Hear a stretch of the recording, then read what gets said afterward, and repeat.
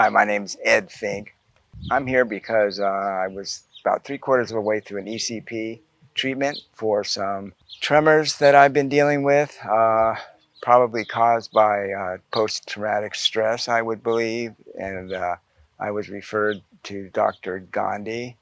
And during my treatment, she came to me and said that she's having this retreat and that she thought I would be greatly benefited by attending.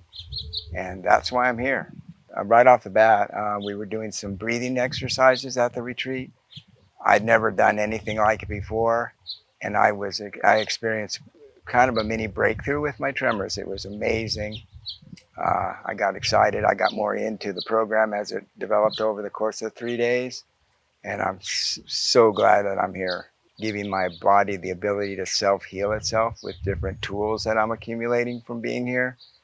Quite a change of thought patterns between health and healthy solutions.